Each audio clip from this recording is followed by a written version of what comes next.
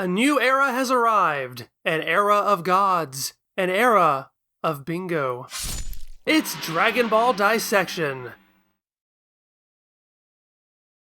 There really isn't one thing to point to mark the revival of Dragon Ball. As I said a few months ago, the publication of the Nekomajin series over the course of about 6 years covered a period of time from not long after the ending of Dragon Ball GT straight through to the era of manga and anime re-releases in Japan, new video games across the world, and a few years out from an American live-action movie.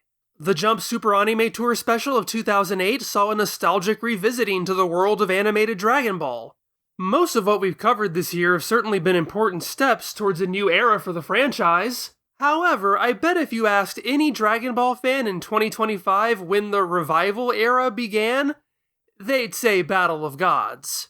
It wasn't always that way, though. In 2009, Toei itself was referring to the 2000s as Dragon Ball's revival era. Looking back on it now, that assertion seems rather quaint.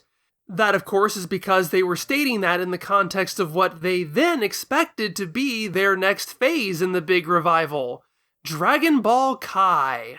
Dragon Ball Kai was a series that originally ran from 2009 to 2011. A revoiced and rescored re-edit of Dragon Ball Z, it attempted to spruce up the show for modern audiences and cut out the pesky filler for brisker pacing and a more manga-accurate experience. It seemed to be the perfect way to capitalize on the 20th anniversary of Dragon Ball Z, tapping into Toei's existing media library in a way that required far fewer resources than a brand new show. Perfect for the recession-era economy that had seen Toei scale back on its projects. But while ratings for the show were really good, it didn't help push merchandise. In fact, by the end of Kai's original run, licensing sales were the lowest they'd been since 2005. The show was brought to an end without covering the Majin Buu section of the story. That new musical score proved to be less new than originally thought, as a plagiarism scandal against composer Yamamoto Kenji saw the show scrambling to edit in old Dragon Ball Z music. And because of the devastating Tohoku earthquake and tsunami that year, the final episode never even got to air before the show was quietly retired. That's not to say it was a total loss. For many fans, Dragon Ball Kai provided a much more digestible viewing experience than the old show. I've certainly talked about how bad Dragon Ball Z's pacing can be. And for English-speaking fans, the show provided the opportunity for a far more accurate dub, made by a far more experienced production company. And the story would have a happy ending, as the show would ultimately be revived in 2014, finally covering that abandoned Majin Buu material. In fact, it covered it twice, in separate versions for Japanese and international audiences. While that was probably thanks to the popularity of Battle of Gods and the successors it spawned, there's no denying Kai was an important stop on the road to revival. Now, a lot of people have been asking me why I'm not covering Dragon Ball Kai and Dragon Ball Dissection. Several of you seemed rather shocked. Honestly, I'm not the person you want talking about it. I've never seen more than a few episodes of it, and I probably never will. That's not a knock against it, I just don't really have the time or interest in adding yet another version to my collection. Especially one that brings very little new to the table. Given that I've already covered all the story contained in Dragon Ball Kai because it's the Dragon Ball story, there's not much for me to talk about. Everything I just discussed is all I've ever wanted to say about Kai. But if you want more Kai material, I'd very much recommend this feature by Kanzenshuu, a fascinating look at Toei's business strategies that I used to help write what you just heard. This era saw Dragon Ball Kai. It saw Dragon Ball SD, a chibi-style manga series retelling of Dragon Ball. But clearly, re-edits and retellings weren't enough to prove Dragon Ball's potential as an evergreen brand. No, what really kicked things off was 2013's Doragon Boru Zetto, Kami to Kami, or God and God, or Battle of Gods. It was touted as the first theatrical Dragon Ball film in 17 years. Sorry, Evolution, you don't count. But as far as my occasional what is a Dragon Ball movie really navel-gazing goes, it's hard to deny Battle of Gods fits the bill. It's not packaged with a whole bunch of other 45-minute-long Toei properties. It runs at nearly an hour and a half. It's not promoting a TV series. It's not 5 minutes of setup welded onto 40 minutes of fighting a random nobody. It was distributed by 20th Century Fox. Toriyama Akira himself was involved heavily in the scripting. I know running off a vibes check is not the most conclusive evidence, but unlike most of the others, this really feels like a movie and an actual continuation to Dragon Ball. Beerus, the god of destruction, has awakened after 39 years, convinced he will find a satisfying rival in something called a Super Saiyan God. That, naturally, puts him in proximity to our heroes, who are currently celebrating Bluma's 38th birthday. Since Goku has already challenged Beerus and lost, and Beerus and his attendant Whis have crashed the party, that leaves Vegeta as the only one in the know, scrambling to keep the Mercurial God's patience from running out, with hilarious results. Meanwhile, Pilaf and his cronies, now reduced to children, try to steal the Dragon Balls. Too bad for them that Trunks wants everyone to think Mai is his new girlfriend.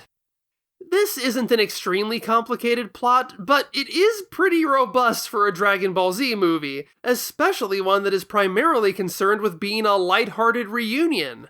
In fact, keeping things light was something Toriyama insisted on because this movie was being developed in the aftermath of the tsunami.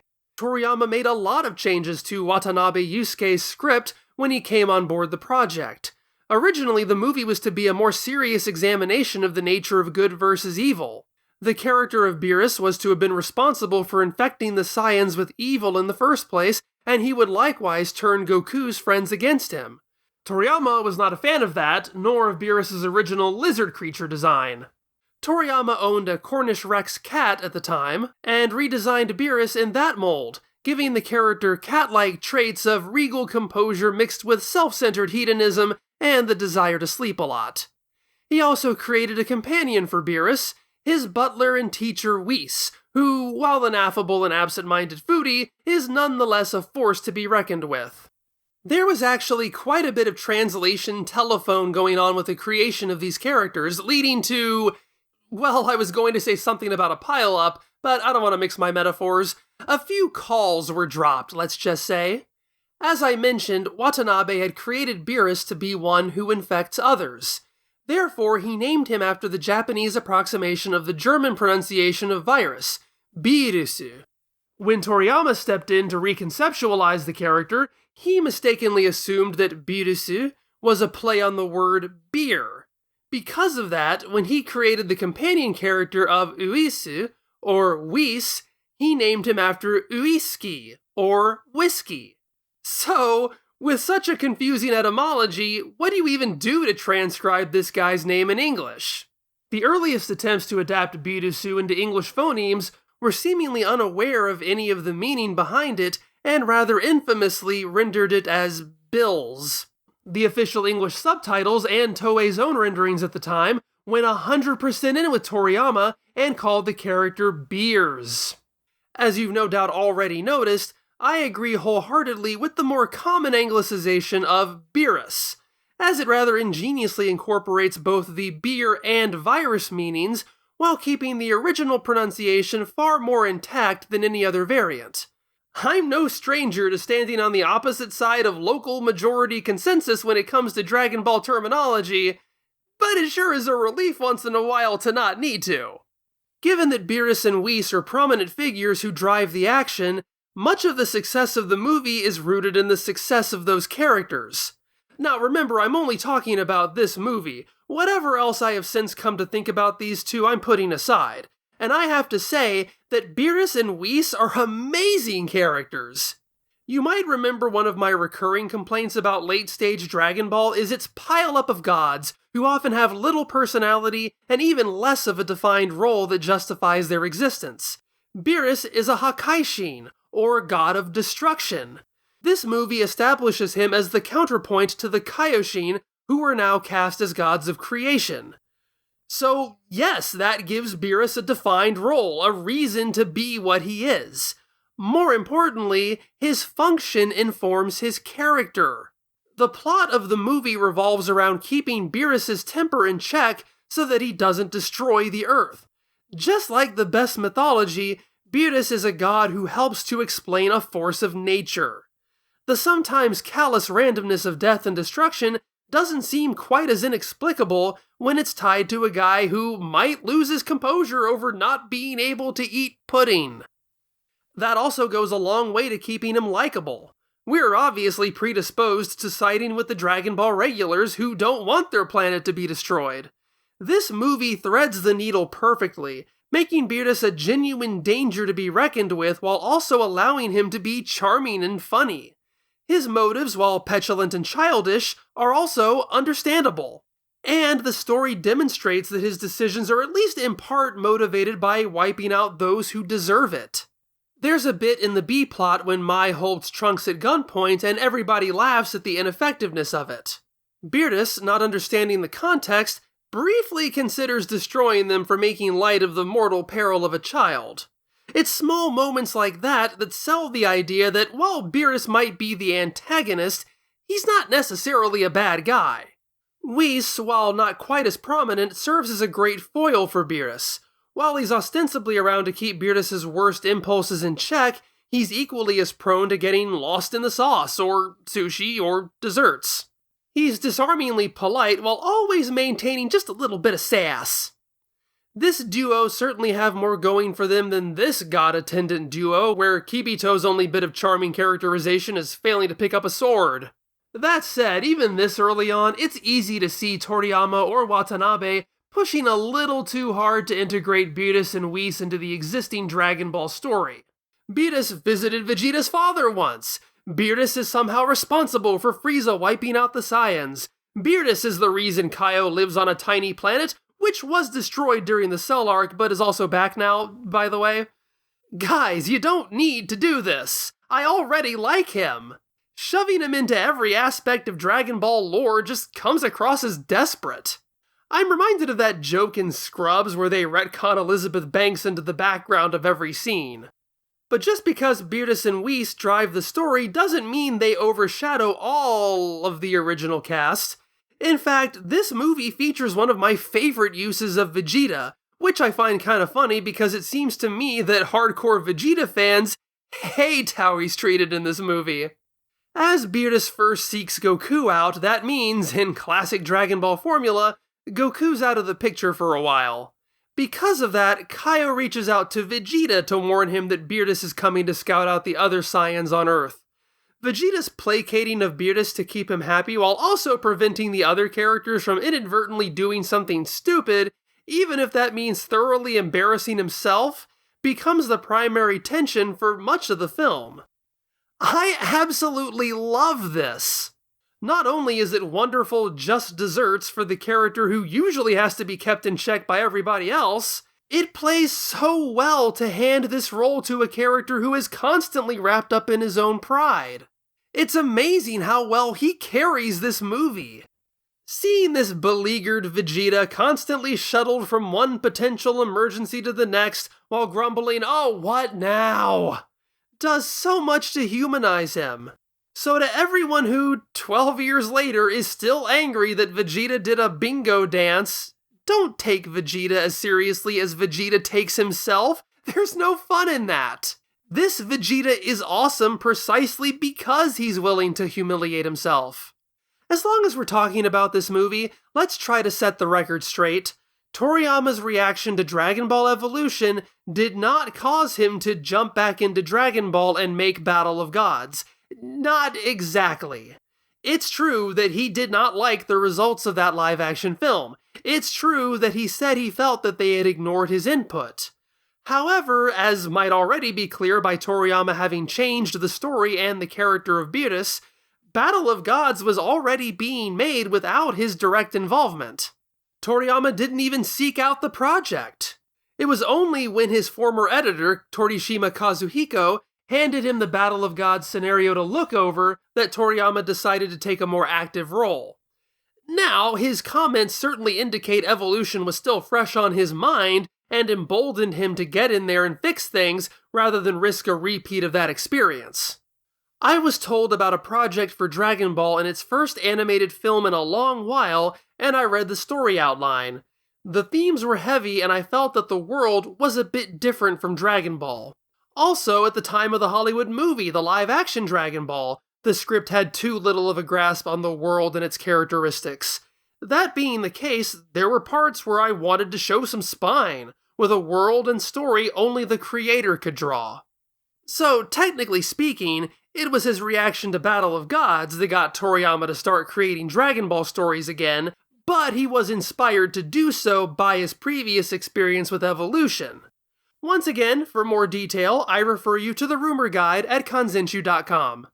So, Super Saiyajin God, the movie's new transformation. Just like with Beerus, Super Saiyan God is a concept that predated Toriyama's involvement, which Toriyama completely redesigned. Originally, it was going to be beefier and have a cape. Toriyama instead made it leaner and friendlier looking, in line with his typical design philosophy that the ultimate power looks less threatening. Personally, I've always loved this design. Goku has kind-looking eyes, the pinkish-red hair is both a nice color on its own, and serves as a contrast to prior Super Saiyan forms. Well, except maybe this one. Its backstory and ritual, that Saiyans once made their own savior to battle evil by joining hands, are a bit hokey to me. However, in terms of the transformation's execution in the story, I really like it.